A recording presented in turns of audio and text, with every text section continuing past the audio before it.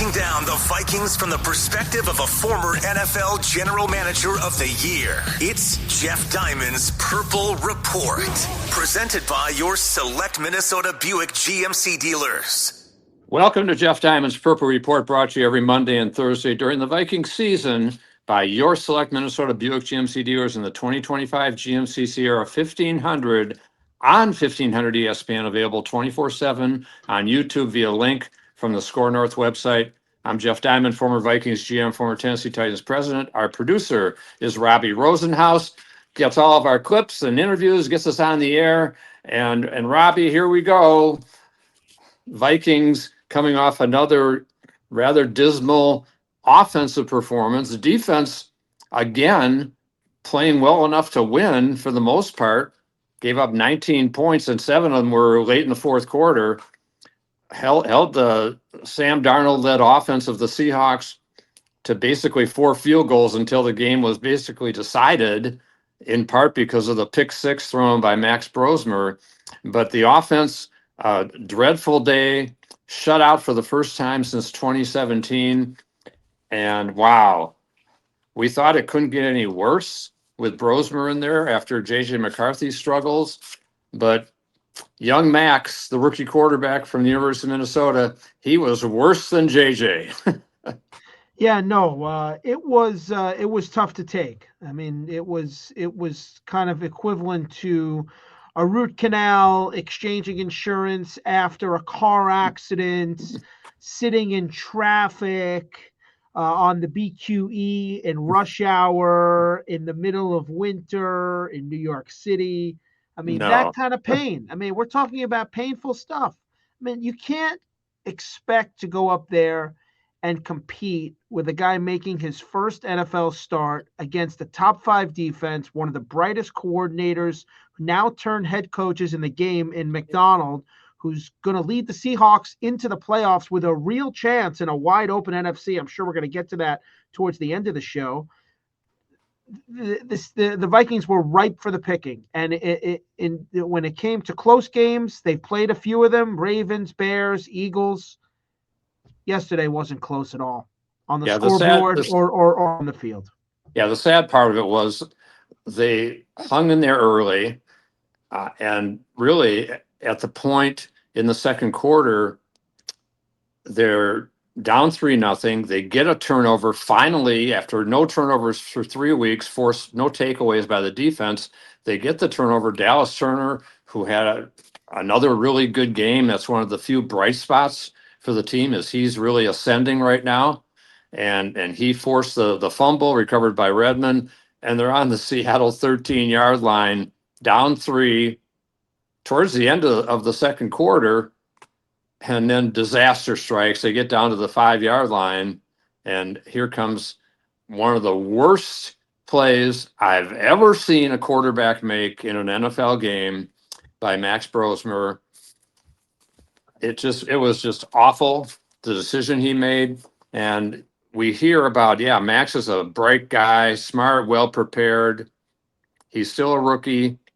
And it might have helped if Josh Oliver had tried to block DeMarcus Lawrence instead of letting him whiz right by him as Oliver went out into the pattern. So nobody blocks DeMarcus Lawrence. They run this play fake bootleg with a quarterback who's not real mobile in the first place. So I question the play call. I question even going for it on 4th and 1 in that situation. You're on the road. It's really 4th and 1.5 yards. Kick the field goal, tie the game up. Your defense is playing great at that point. Darnold is struggling in the game. They're holding JSN, Jackson Smith and Jigba, completely catchless at that point. Tie the game up, go from there. Instead, the worst thing that could have happened. Let's go to our audio highlights or lowlights and kind of replay that little sequence that really basically decided the game more or less. Second quarter, there was 5:26 left when Sam Darnold is sacked by Dallas Turner at the Seattle 15, fumbles recovered by Jalen Redmond.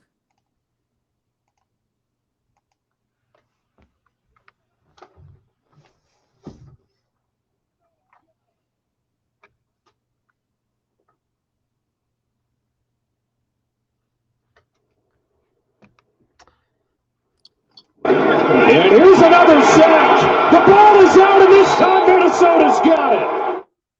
Okay, there's that fumble and recovery. Things are looking a little brighter at that point, even though Brosmer had not done much at all to that stage of the game. And they tried to run the ball, couldn't really run the ball real well, but they did get down close to the goal line before this disastrous play struck. He rolls, he's pressured, he's in trouble, heaves it, oh no! Ernest Jones, house call! He will take it all the way! A game-changing play from Ernest Jones, 84 yards and no flags. Unbelievable at that point. Just hard to believe. Hard to believe that an NFL quarterback, even if he's a rookie, would try to throw it underhand as he's being sacked by DeMarcus Lawrence, a former Pro Bowl defensive end for Seattle. Just bad play call, bad design, bad decision. And instead of either 3-3 or the Vikings score and they go up 7-3, it's a 10-0 deficit. And wow, it just horrible play. What more can you say about it? It just should not happen. And it's just kind of a continuation of some disastrous plays that have happened after they went in Detroit, get to 4-4, and it looks like they're right back in the hunt. And then bad special teams, miscue against Baltimore, Miles Price fumble in that game, big turning point. Then, of course, the Chicago game with the terrible kickoff coverage and the 56-yard return that sets up the winning field goal. And then the Green Bay game when Price doesn't get away from the punt, it hits him. Green Bay goes in and scores, and that game is basically over at that point. Just disastrous plays that have happened this year. But more than that, it's been a lot of different factors, and especially the turnover ratio for this team this year has been a huge issue. Five giveaways against Seattle. They did have 2 takeaways finally. One of them was on an interception when Jalen Naylor hustled to knock the ball away, and it was recovered by him. But the Vikings -3 in this game, -11 in the last 4 games, -15 for the season, worst in the league. Last year they were +12. They've got 11 takeaways. Last year they had 33 to lead the NFL. They have the 8th fewest this year, and they've got now 21 giveaways, which is the worst in the NFL. And that's a formula to have a 4-8 record at this point, unfortunately, for the Purple. So one more play that we'll review on the audio highlights. Aaron Jones had a catch and fumble, one of the 5 turnovers. And again, it was forced by DeMarcus Lawrence. This is a 3rd and 14 play. It's a check down. And Aaron Jones, a veteran running back, has got to know to protect the ball in that situation. The Vikings are down 16-0 at this point. It's still a 2-score game. That basically sealed the deal. Seattle went down, kicked another field goal. On 3rd and 14. He's got time. He does check it down. Jones.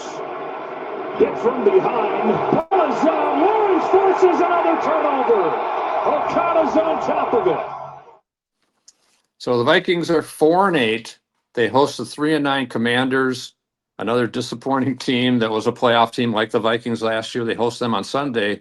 Washington comes in off a 27-26 heartbreaking overtime loss to Denver in Washington. That game was decided on when Washington went for the 2-point conversion, it was broken up. We'll see if Jaden Daniels makes it back this week. He's been out with an elbow injury the last 4 weeks. Vikings luck this year, Daniels will probably play in that game. And so, but we'll see. At this point, it's really about JJ McCarthy making it out of concussion protocol, starting the last 5 games of the season and making some progress, or they've got some really big decisions to make in terms of bringing in a veteran quarterback in the offseason. Let's talk about our great sponsor, the Select Minnesota Buick GMC dealers. GMC trucks weren't built overnight like every American achievement. They are a result of dedication, dedication to mastering the art of design and the science of engineering, to building upon prior knowledge year after year, decade after decade. GMC, over 100 years dedicated to the art of engineering and the ambition to always move this country forward. We are professional grade. Well-qualified buyers get 0% APR on 2026 GMC Sierra 1500 crew cab models with a 5.3-liter engine with an average finance savings of $4,962. See your local GMC dealer today. Only on 5.3-liter V8 engine for purchase allowance. Length of contract limited. Must finance with GM Financial. Some customers will not qualify. Savings based on bank rate of 5.64%. Not available with lease and some other offers. Take new retail delivery by 12/1/25. Kevin O'Connell talking post game.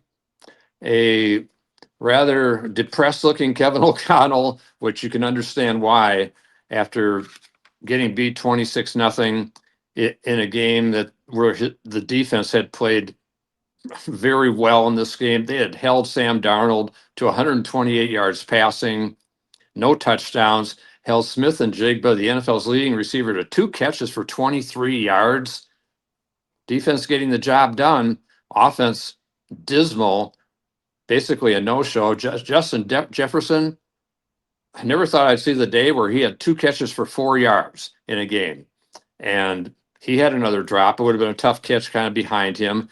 Jordan Addison, 5 catches in the game. He had 2 drops in this game. TJ Hawkinson, about the only productive offensive guy, had 5 catches for 60 or so yards. Kevin O'Connell talking about the disastrous pick 6.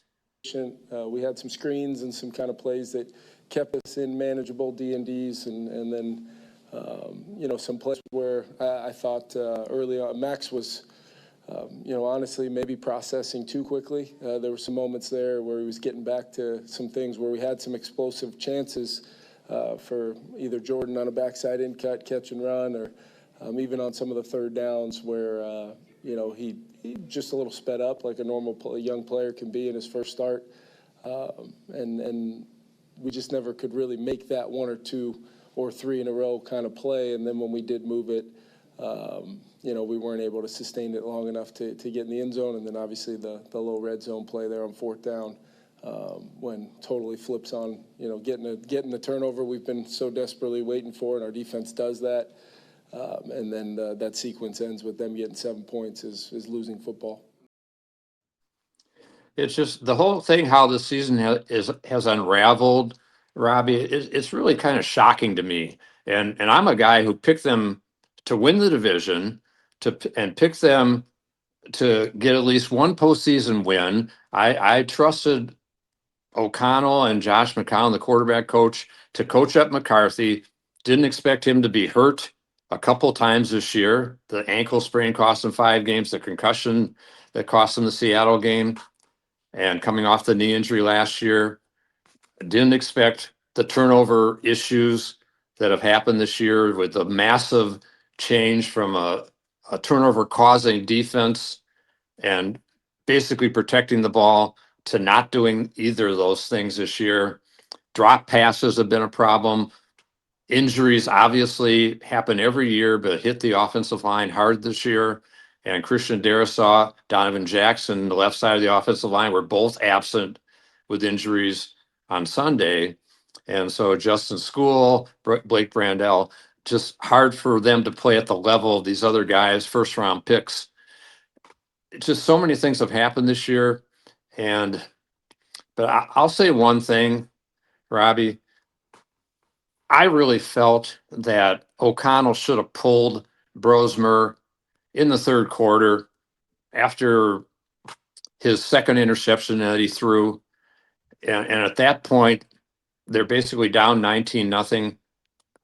John Wolford, they've got on the roster.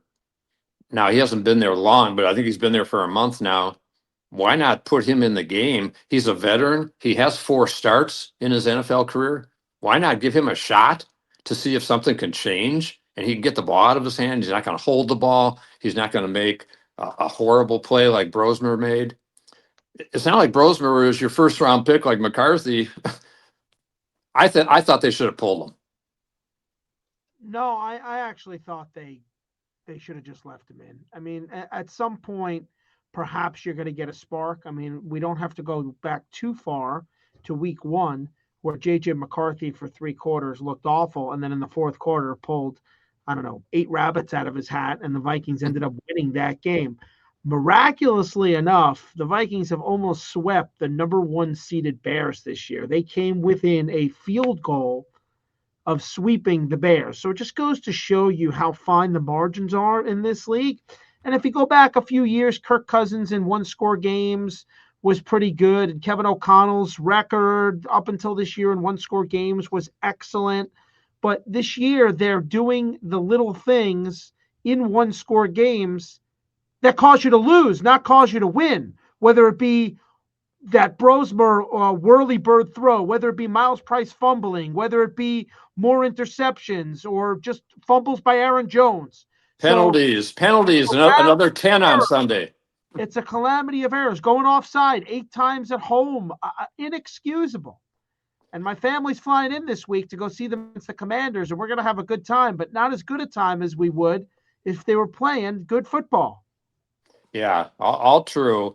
And I'll tell you one stat that really jumps out at me about this season, and it involves the quarterbacks, obviously, that the quarterback trio of McCarthy, Wentz, and Brosmer have combined for a league worst 69.1 passer rating.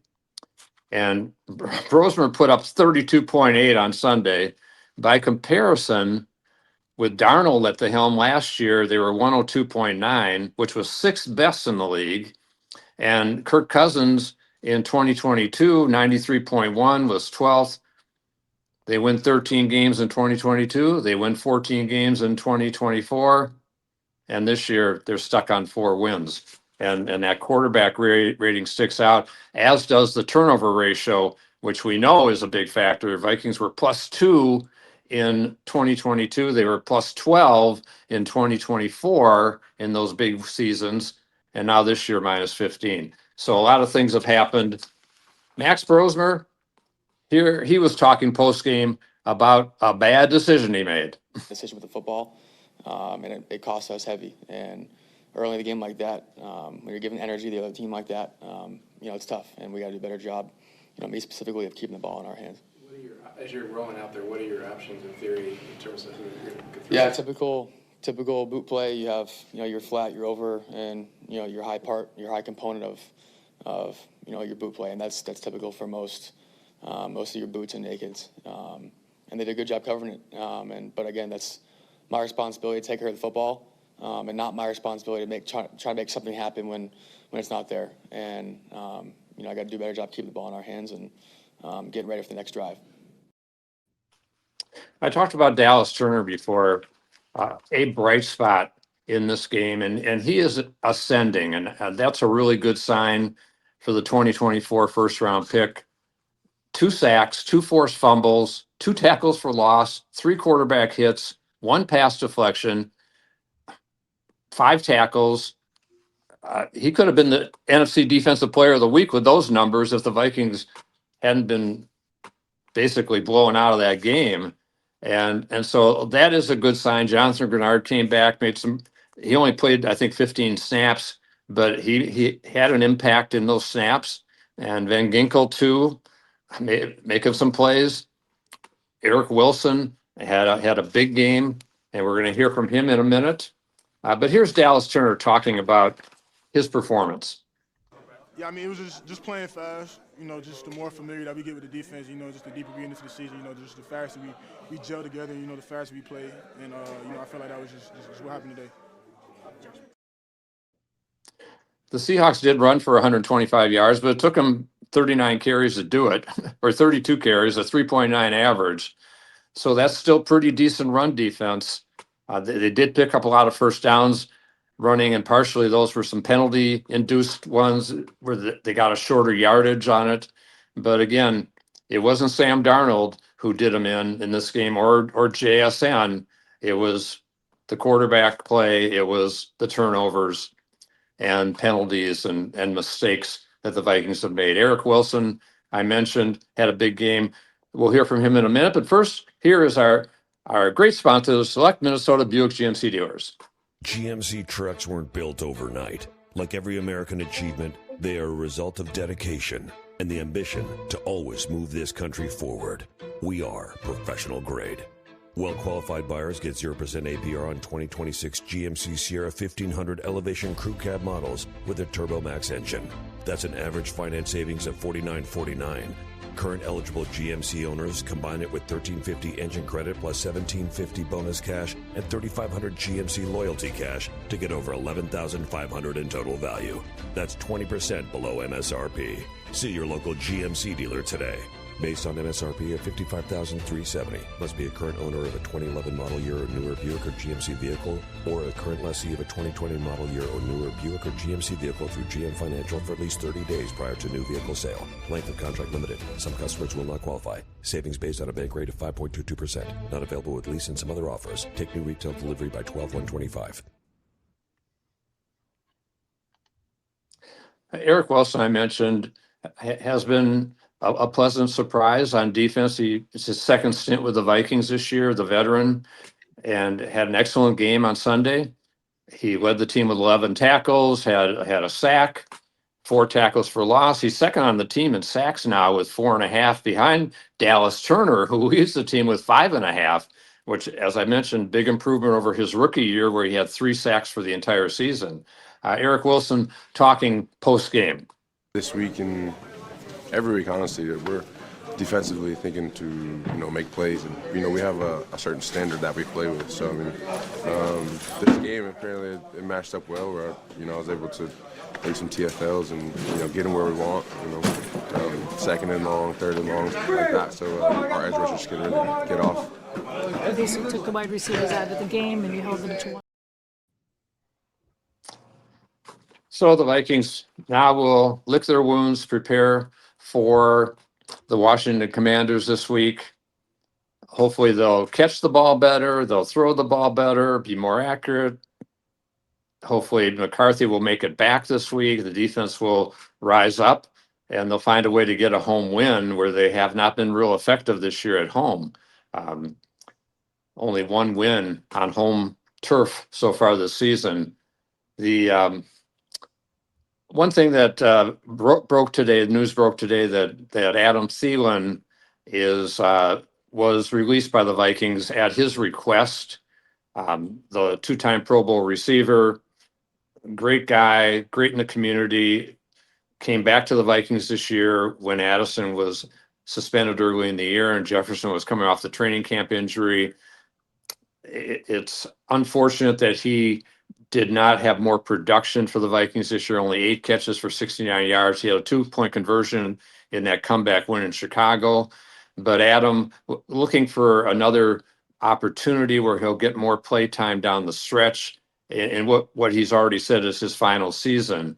And so it's sad to see him go on this type of situation where the team is coming off a negative performance like that. But Adam Thielen, one of the great Viking receivers of all time. Well, if you go back and you go to the 2017 season or even a couple seasons before that, and you look at what he and Stephon Diggs were able to accomplish as a tandem, they are going to go down in the annals of Viking history with the 2 Carters, with Carter and Moss, with Harvin and Rice for that one season, and Diggs and Thielen. They were at the peak of their powers helping a Vikings team with a number 1 defense to an NFC championship game and on the brink of having a home Super Bowl. I'll always view Adam in a positive light. I'll think of, when I close my eyes, the touchdown that he scored against the Rams at home when he caught a curl and he turned it upfield and just kind of quickly moved. I was like, whoa, he can move. And he was sprinted away from 2 defensive backs. And I was like, we've got something here. And he had a heck of a career here in Minnesota. He's going to finish it somewhere else. And Godspeed to him. Yeah, definitely. And I remember one of the great catches he made in the playoff win at New Orleans in 2019 on the deep ball that set up the winning touchdown to Kyle Rudolph. And Adam, my age.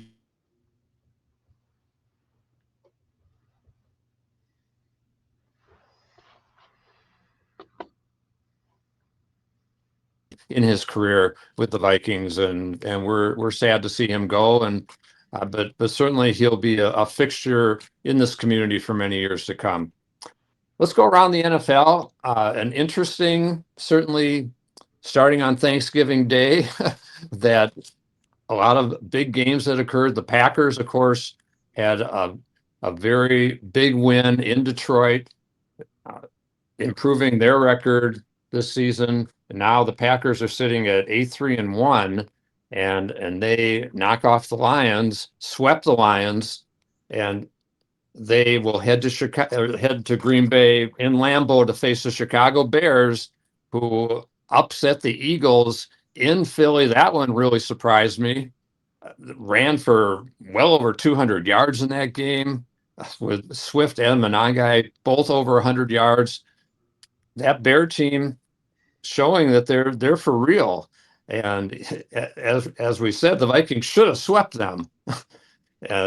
Yeah, Didn't and turn out that way, but that Chicago team, they're going to give the Packers a battle.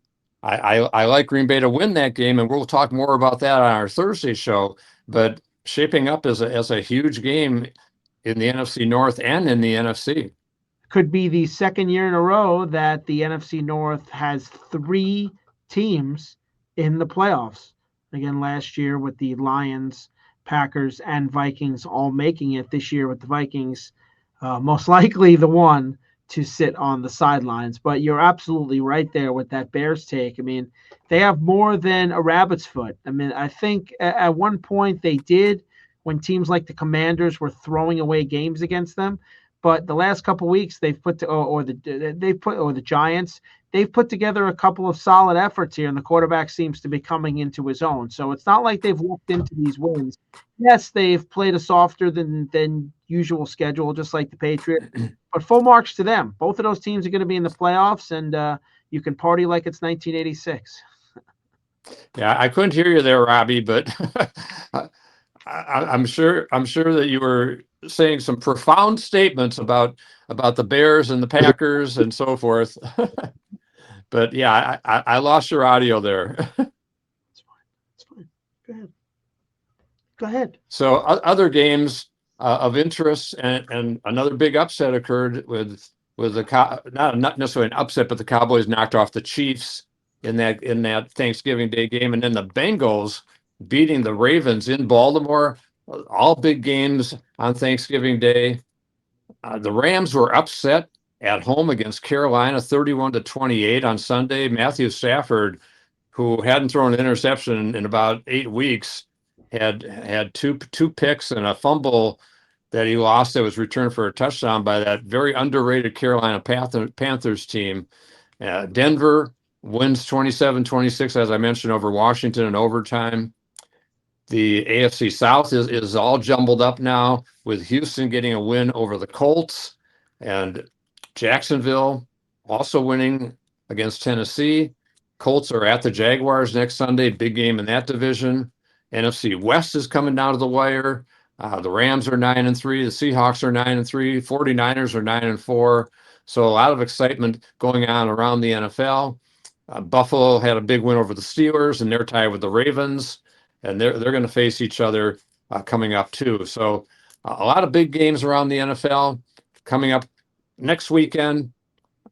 Unfortunately, Vikings and the Commanders, not as big as it was originally thought it was going to be when the schedule makers put that game together back in May, because both those teams were coming off great seasons, and just hasn't been able to pan out that way.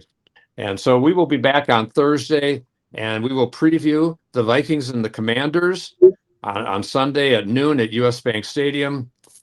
This has been Jeff Diamond's Purple Report, brought to you every Monday and Thursday during the Viking season by your select Minnesota Buick GMC dealers and the 2025 GMC Sierra 1500 on 1500 ESPN, available 24/7 on YouTube via link from the Score North website. This is Jeff Diamond with Robbie Rosenhaus, and we will talk to you on Thursday. Everybody have a good week.